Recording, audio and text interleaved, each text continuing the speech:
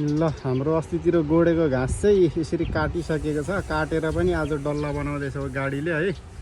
यसरी भुइँबाट उठाउँदै लान्छ हैन, अनि आफै डल्ला बनाउँछ। यहाँको आज बिहानदेखि सुरु गरेको परसम्म छ। टन्नै हुँदैछ है घाँस चाहिँ। यसले यसरी डल्ला बनाउँदैछ। यसले उठाइसक्यो, अब त्यहाँ डल्ला बनाउँछ। अब हेर्नु है त।